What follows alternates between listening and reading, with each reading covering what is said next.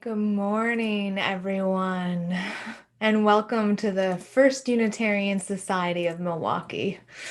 I love the smell of democracy in the morning, don't you? I'm Reverend Jennifer Nordstrom, and I'm honored to serve as the First Unitarian Society of Milwaukee's senior minister. We welcome people of all genders, sexualities, ages, races, ethnicities, histories, and bodies. We welcome your mind, your heart, and your spirit. We welcome all you're bringing with you today and all your heart longs to set down. I welcome you into our worship service this morning by inviting you to repeat our First Church mission after me. We gather to nurture the spirit, engage the mind, and inspire action.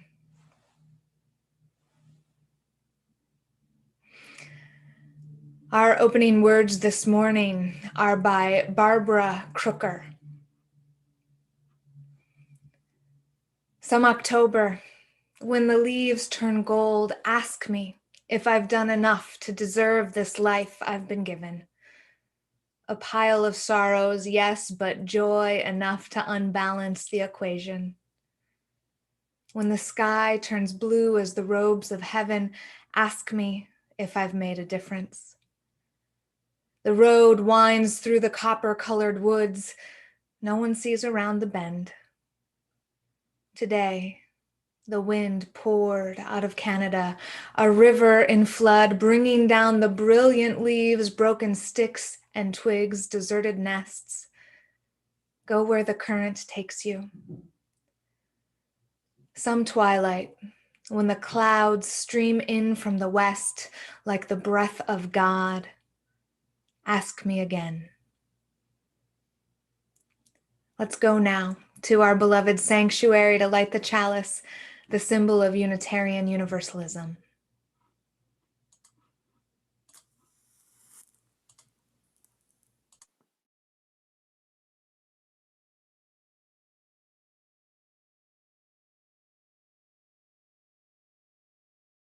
My name is Reverend Kimberly Tomchuk Carlson.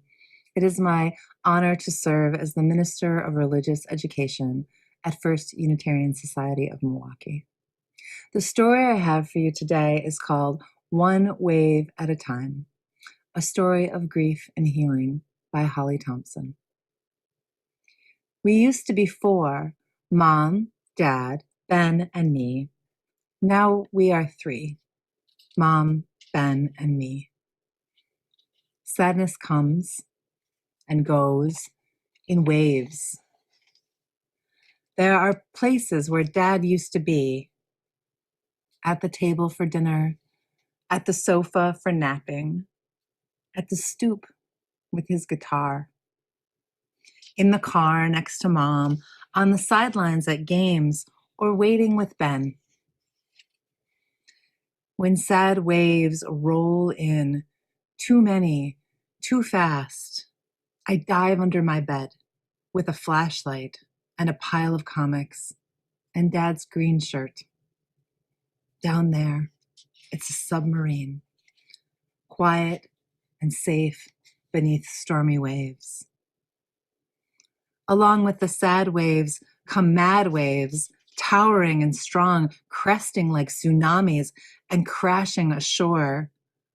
Ben throws his toys. Mom yells at the ceiling. I wreck Dad's guitar. Some waves are fear waves that curl me in a ball. Will Mom, did Dad, could have I, should have I? Fear waves.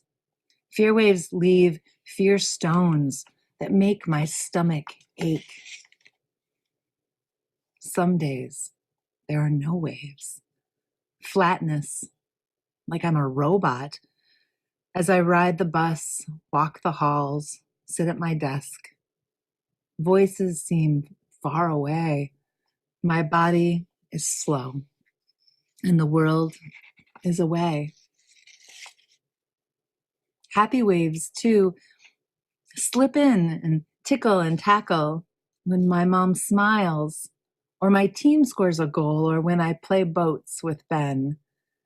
Some happy waves stay a while, and others rush away.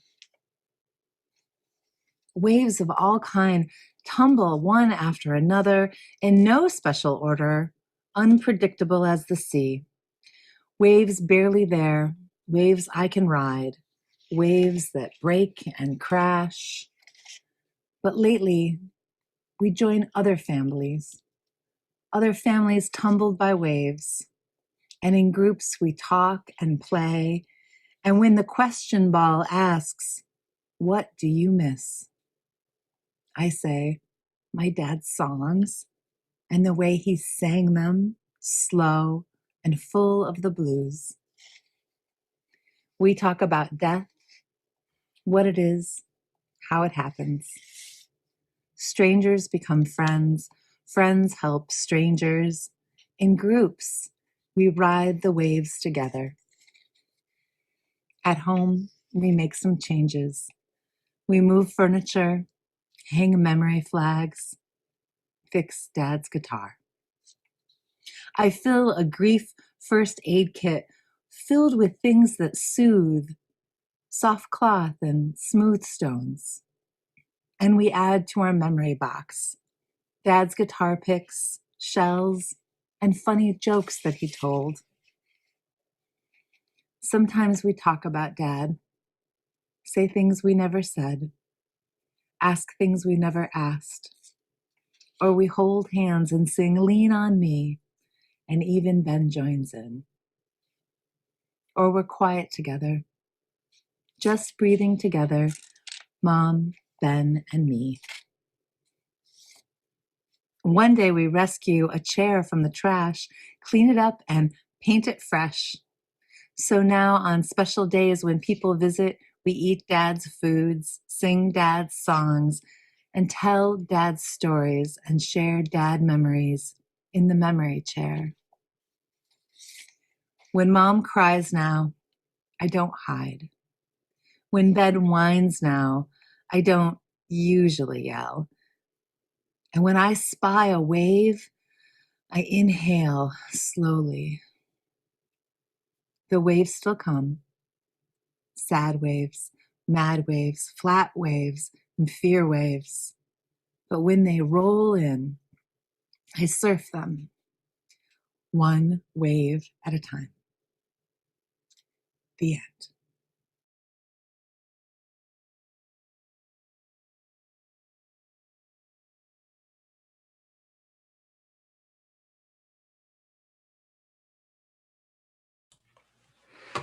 Thank you for that lovely story, Kimberly.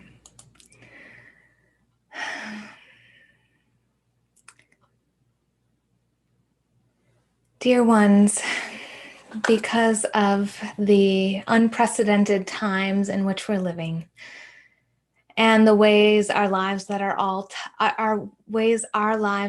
touched by grief and loss in the global coronavirus pandemic, we're continuing our practice of lighting the COVID candle for any of our members who've had a loved one die during this period, either from COVID or from another cause. If you've had a loved one die from coronavirus or from another cause during this time, and you'd like the COVID candle lit for them during Sunday's worship, contact one of the ministers.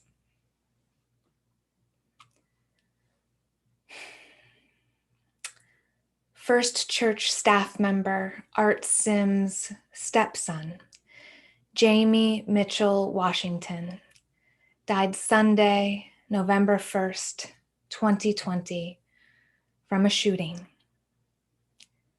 Jamie was 30 years old. The funeral will be Monday, November 9th. See Williamson Funeral Home for more details.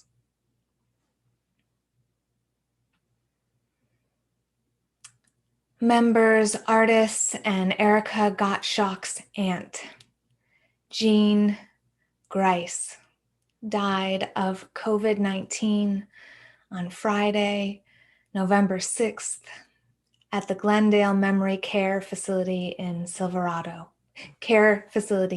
Silverado. Jean was 97 years old. It is our pandemic practice to light our COVID candle to honor the lives and the deaths of members, loved ones during the COVID-19 pandemic. Today, we light our candle in honor of Art Sims' stepson, Jamie Mitchell Washington, and artist and Erica Gottschalk's aunt, Jean Grice.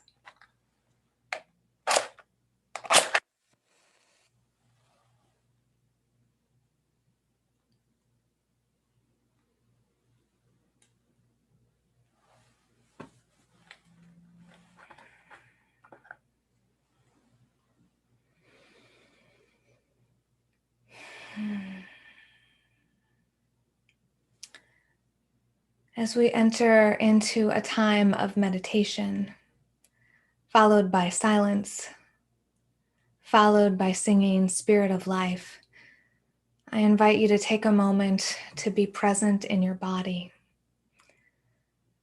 Maybe that means feeling your breath moving in and out of your lungs.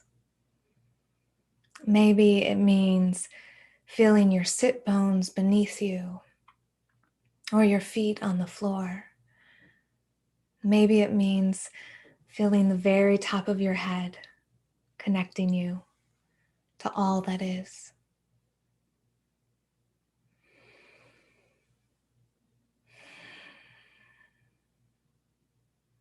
Spirit of life and love,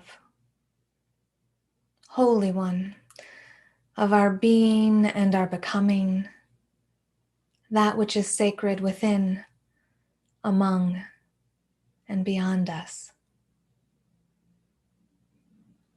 Hold us now and help us be present with all that is, the mix of joy and sorrow, the waves of loss and new hope. On this Sunday, after the presidential election results and before Veterans Day and Armistice Day, may we remember all that we value and fight for in this country: democracy and justice, equity and dignity and decency. May hope and truth, love and justice, science and interdependence, and the will of the people prevail. May we honor those who have fought and struggled and died to make this day possible. And may we do right by them by doing right in the world. May it be so, and amen.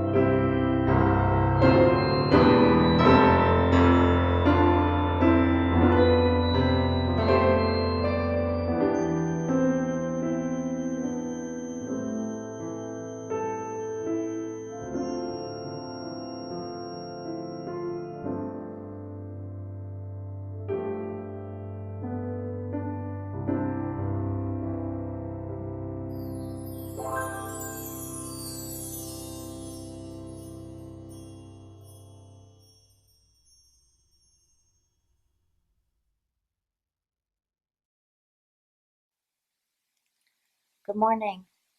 My name is Joby Clark, and I'm honored to be your worship associate this morning. On December 5th, 2006, I was standing on a mountain peak in 8 feet of snow.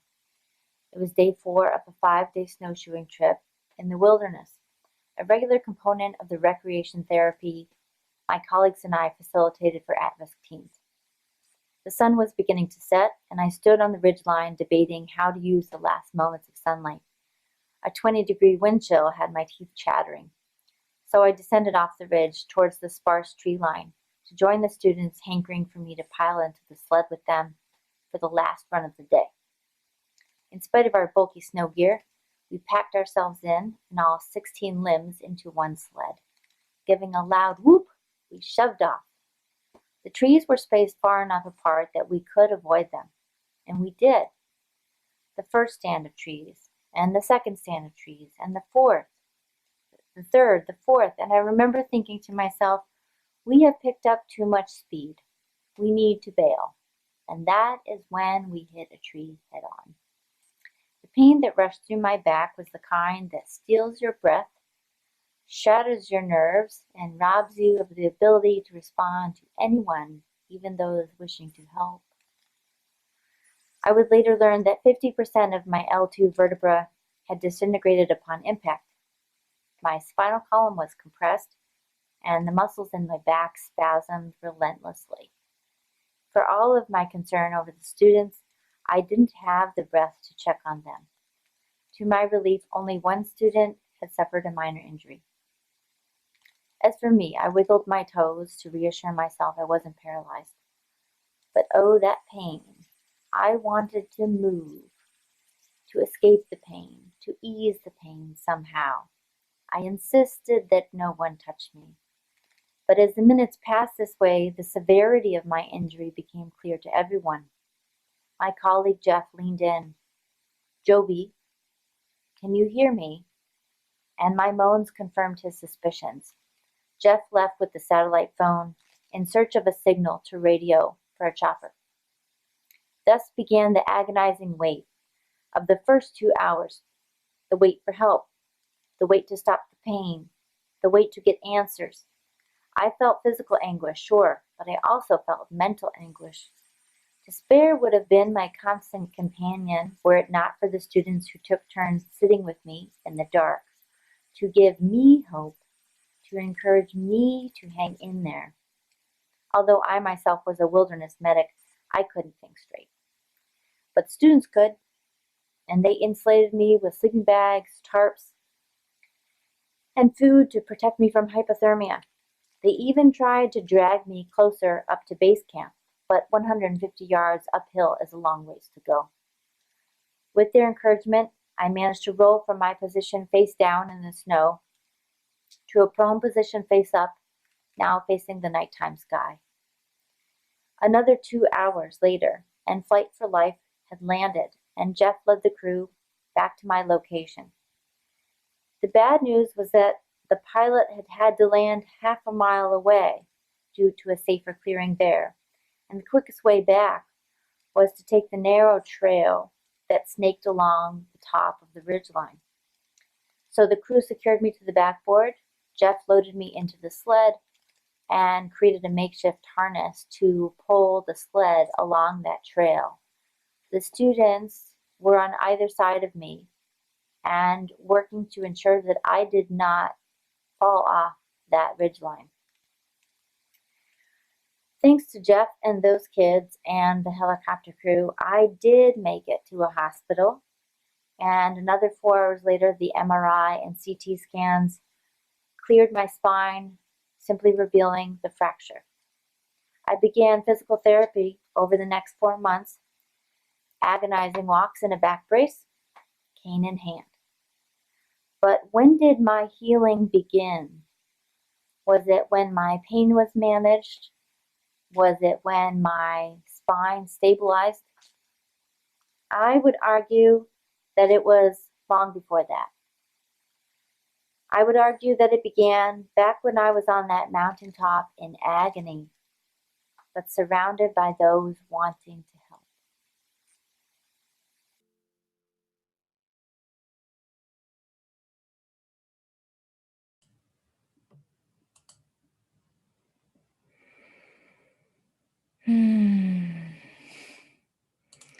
Thank you for that beautiful music.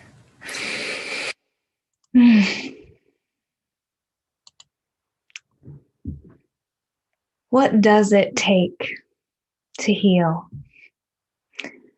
How do you heal when you're really, really hurt? How does a wounded body or spirit or nation heal? Much is needed for a ravaged body to heal. So too with a ravaged soul. It's been a hard week, my dear ones. One of many hard weeks in 8 long months. And I know that some folks are delighted today seeing an end of this tunnel, and others are saying, we're not out yet. While still others are saying, this tunnel has been centuries long. Still others are guarding their hearts against even looking out to measure the length of the tunnel, guarding against disappointment and the possibility of more hurt. I noticed a shifting in my own body on Friday when I walked my dog down to the lake to sit on a hill and watch the waves. I tried to breathe and feel my body a little bit with the sun warming my back and the solid ground beneath me when a sudden gust of wind blew a flurry of yellow and burnt orange leaves down in front of me. Hundreds of fluttering bits of gold danced on the wind, twisting in fractals on air that felt like a surprising shower of beauty and goodness. I burst into tears.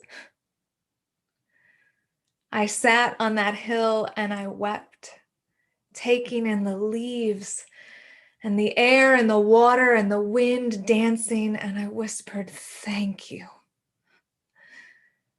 Thank you.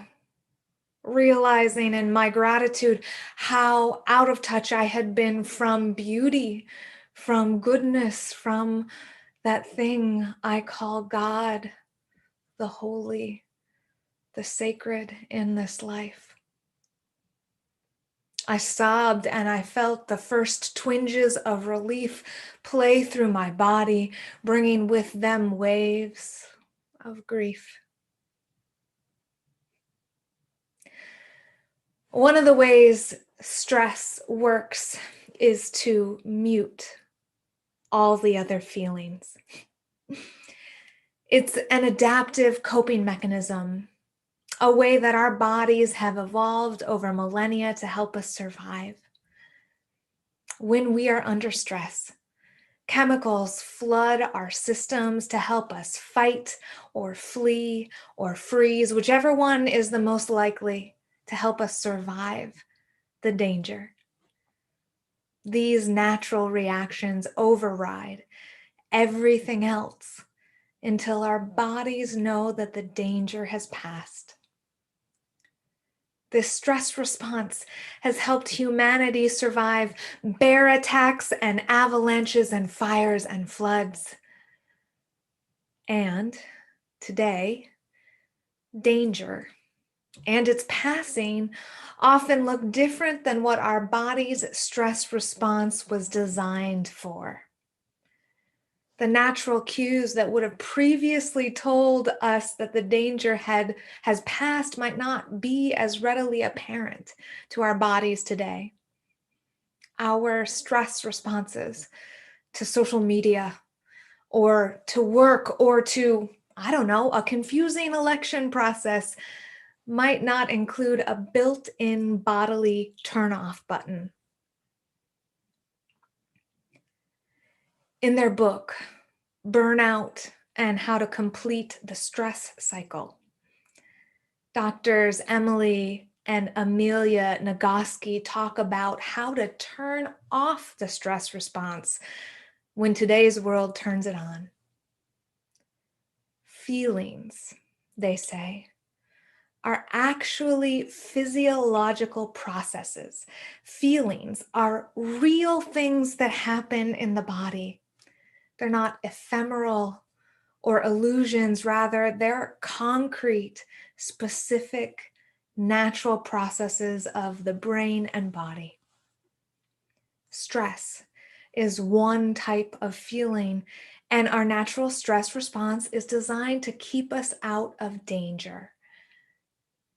However, doctors Emily and Amelia Nagoski say if we don't complete our body's natural stress responses, then the chemicals that are the concrete manifestation of feelings, they get stuck. They get stuck in our bodies. They can make us feel sick or exhausted. They can freeze us or dissociate us. They can shut us down to life or turn off the other feelings.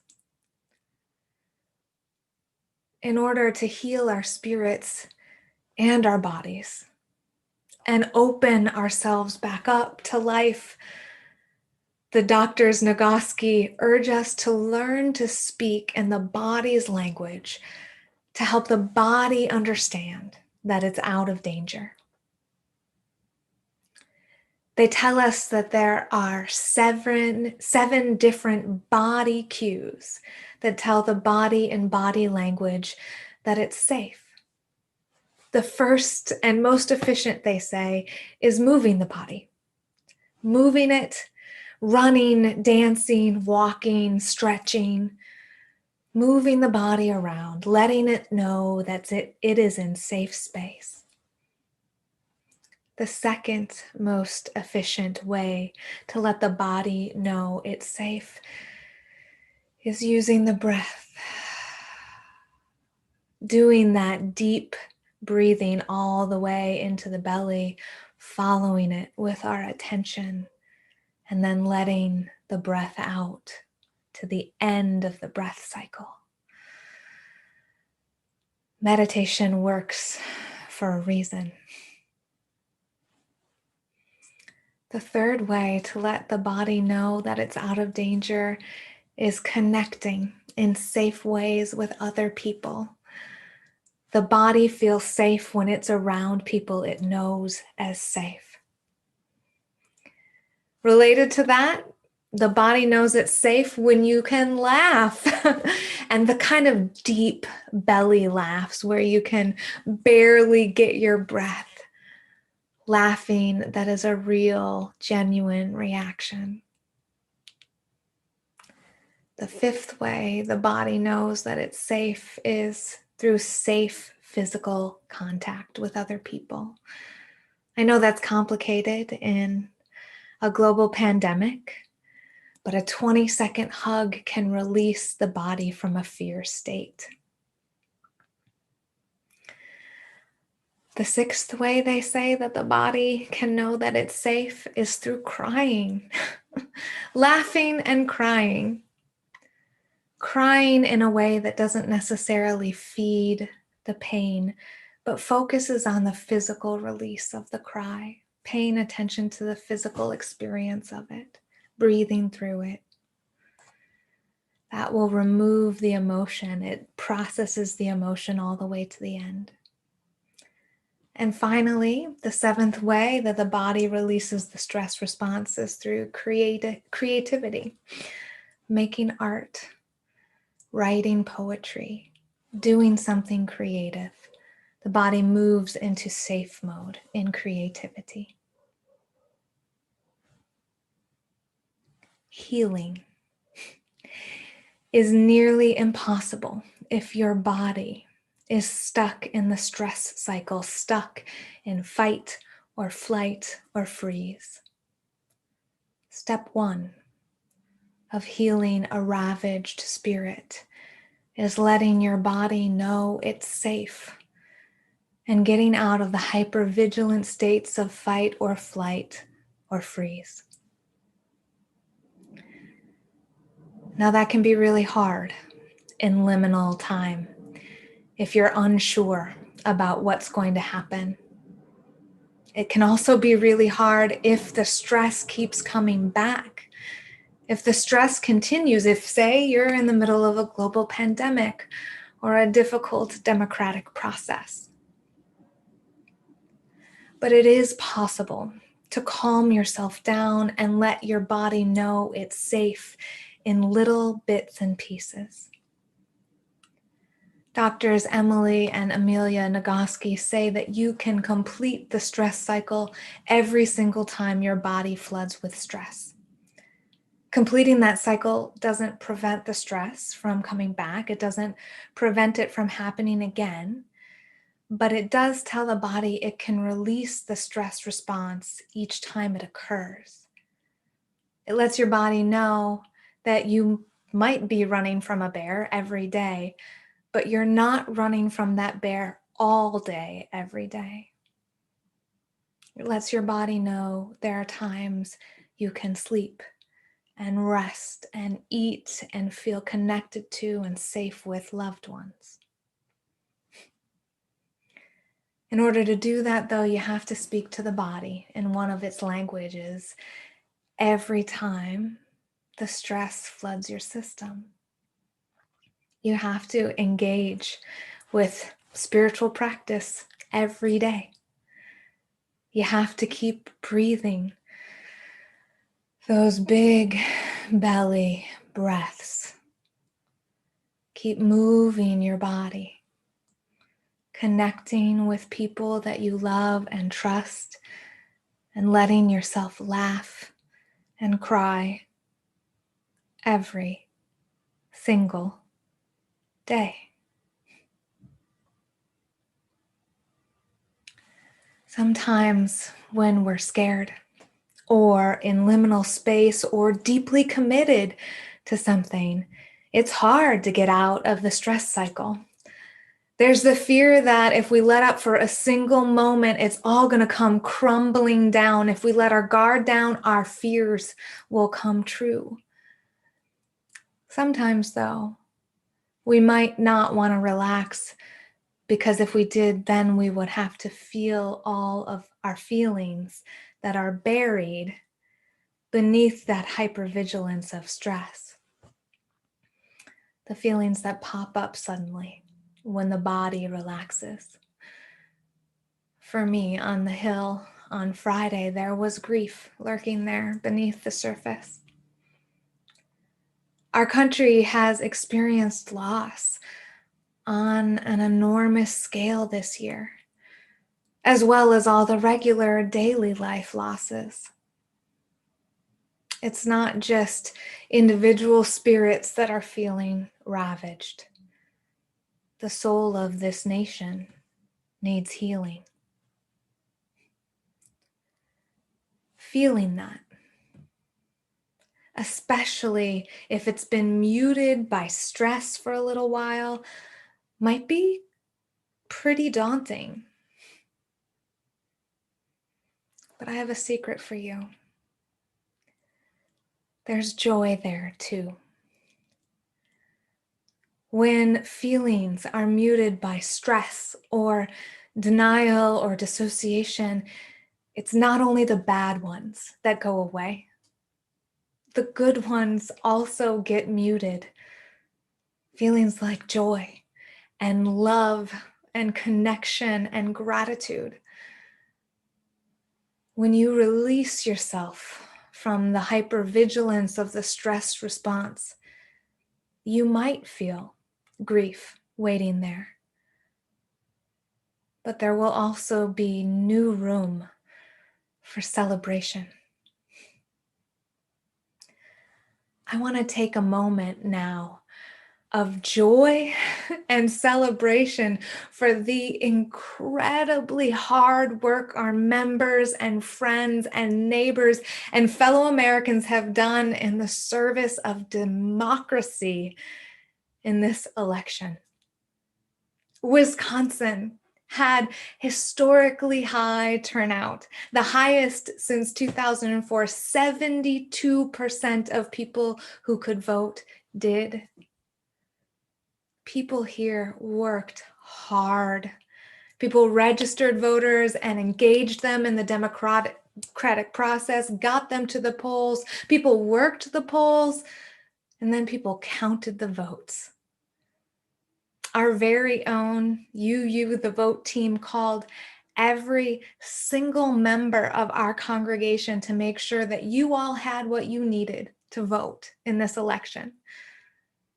They also called and texted and tabled and canvassed around Milwaukee, as did many of you, and volunteered on election day to make sure that people had free and fair access to voting. More of our people participated in counting the votes, making sure that every vote counted. This is all part of an amazing democratic process, and it is something to celebrate. Democracy is one of our Unitarian Universalist faith values. Our fifth principle honors the use of the democratic process in our congregations and in the world. Democracy. It's a value, an ideal, but it's also a process that is made by the people who participate in it. And we made it this election cycle, just like we make it again every time we engage. Democracy is not a given. It's not an object that we can just pick up every few years, use, and then set down again. Rather, it's a work in progress. It's been that way since the beginning. This country was founded on ideals of democracy, but it was not ideal at its founding. In the beginning, only property-owning white men were allowed to vote and thereby participate in the governance and rules and laws of this country. Over the centuries, people like you and me have shaped democracy into a more and more fair and free process. Democracy of the people, by the people, and for the people is something we have to work to make real every day. It's only been 55 years that Black Americans have had real access to the right to vote, and white women have only been able to vote for 100. And today, we have just had a Black woman elected to the vice presidency of the United States. Democracy is what we make of it. It's a work in progress.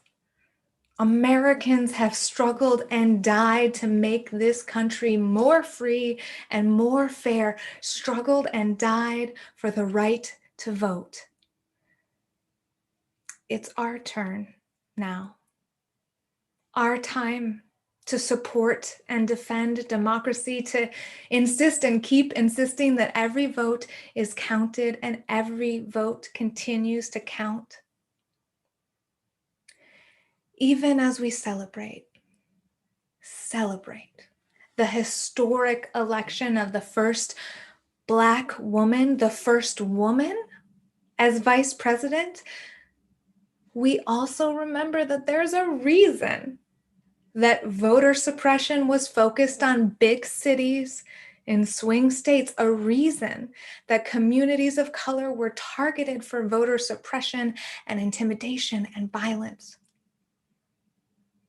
As an affluent congregation in the biggest city in a swing state, it's our duty to partner with and support local communities of color in their political enfranchisement and empowerment. This is one of the ways that we can be part of making democracy more and more free and more fair, so that our time in the democratic project moves us towards healing the soul of this nation. So many of our Unitarian Universalists have been going hard over the last few months. The vote folks in our congregation and in our region and in our state and nationally, Unitarian Universalists all over the country have been working hard to make the promises of democracy real. One of our Unitarian Universalist ministers, the Reverend Judy Clymer-Wells, was part of that work. She believed that voting could help shape the future. Reverend Judy Clymer-Wells served the Unitarian Universalist of the Cumberland Valley congregation in South Central Pennsylvania from 1997 to 2011, before retiring to Portland with her husband, Dwayne. There, she joined the Portland UU Church, the Citizens Climate Lobby, played with her beloved grandchildren, and took up knitting. In 2017, Judy started having abdominal pain. She went to her doctor and she was diagnosed with a rare appendiceal cancer. She went through treatment, chemo, and radiation, but this past summer, things took a turn for the worse and treatment options ended. In September of 2020, Judy entered hospice. Under Oregon's Death with Dignity Act, Judy decided to take her last breath on September 28th, 2020. It was 16 days too early for Judy to vote in the 2020 election, which her husband Dwayne said was one of her biggest regrets. Judy couldn't vote, so instead, she put the time and the energy of her deathbed into asking other people to vote. She got the names of 40 people who lived in Pennsylvania from the nonprofit Vote Forward, and she spent the last week of her life writing letters to them. On September 28th, 2020, the morning of her death, Judy woke up, and one of her last acts was writing to people in Pennsylvania, imploring them to engage in the democratic process and vote. The Reverend Judy Clymer-Wells wrote to them and told them that she was dying of cancer, so she wouldn't be able to cast her vote in this election, but she wanted to make sure that they had their say. Judy died that day, and her husband, Dwayne, finished writing the letters after she was gone and put them in the mail to the people of Pennsylvania.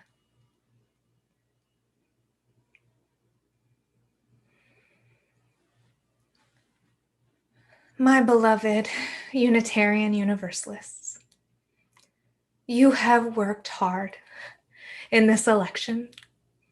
You put your heart and your soul into engaging people in the democratic process, and you succeeded. This election had historic record turnout. The people spoke and they engaged and they voted, and you were a part of that. Historically disenfranchised communities led this work around the country.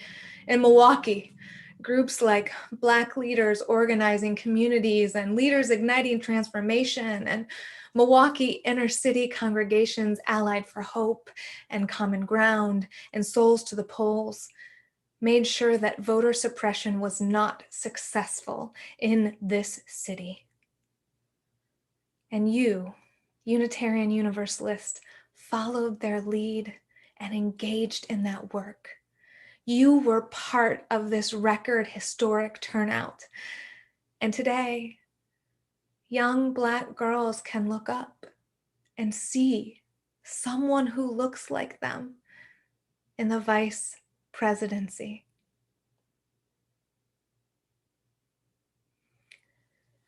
So take a breath today.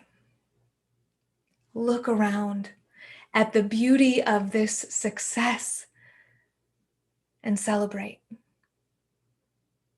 You worked hard. Take the win.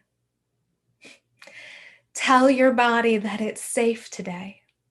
Not forever, that's not how the world works, but today, right now, tell your body that it's safe so you can enjoy this win for democracy.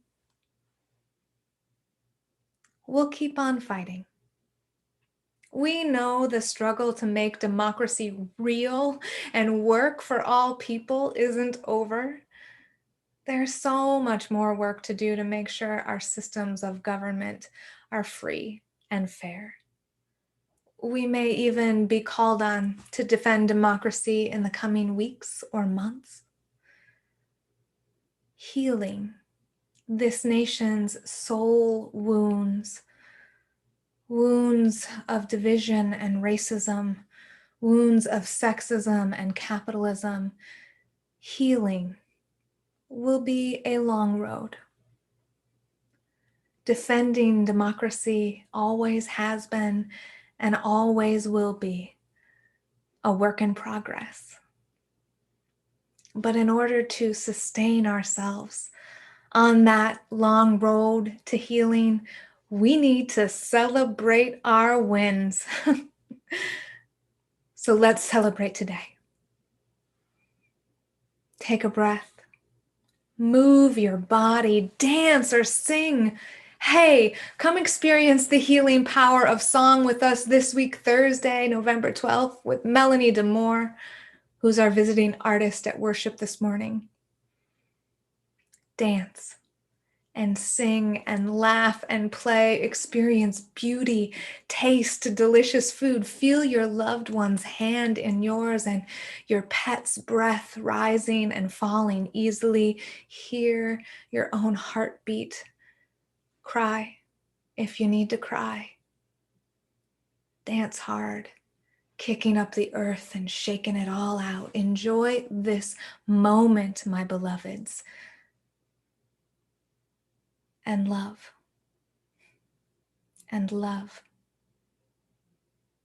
and love. May it be so.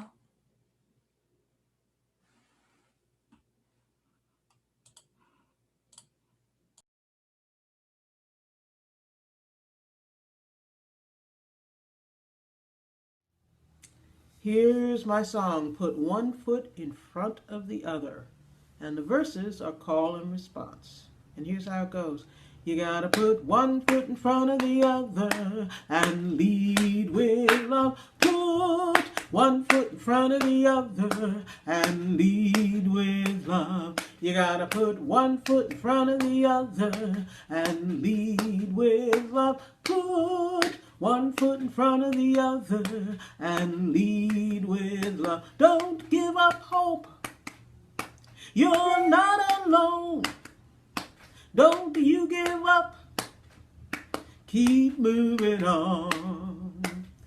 You gotta put one foot in front of the other and lead with love. Put one foot in front of the other and lead with love. You gotta put one foot in front of the other and lead with love. Put one foot in front of the other and lead with love. Lift up your eyes. Don't you despair. Look up ahead. The path is there. You gotta put one foot in front of the other and lead with love. Put one foot in front of the other and lead with love. You gotta put one foot in front of the other and lead with love. Put one foot in front of the other and lead with love. I know you're scared, and I'm scared too. But here I am, right next to you. We gotta put one foot in front of the other and lead with love. Put one foot in front of the other and lead with love. We gotta put one foot in front of the other and lead with love. Put one foot in front of the other and lead with love. And lead with love. And lead with love. There you go. That's the song. I love you.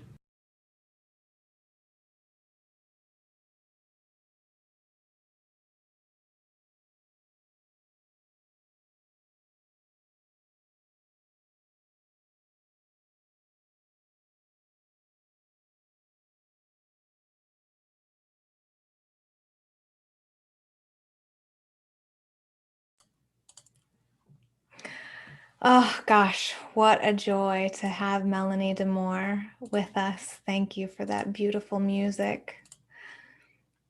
And thank you all so much for your generosity this morning. Pledges are the core of our congregation's spiritual practice of giving. We're also grateful for additional gifts to support our ministry and say thank you to all of the folks out there who are appreciating this online ministry and supporting it by texting 73256 with the message "Give to you" or by giving on our website. Your gifts help us continue to provide this ministry. We also share the plate with an organization each month.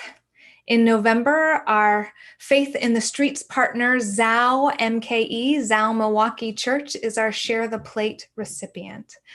Since 2016, ZOW Milwaukee has served as a Jesus-rooted, justice-centered, and radically inclusive church of diverse folks in Milwaukee. ZOW explicitly affirms the life, value, and worth of LGBTQIA people and the movement for Black lives. To donate to ZOW Milwaukee, please go to their website at www.zowm.org.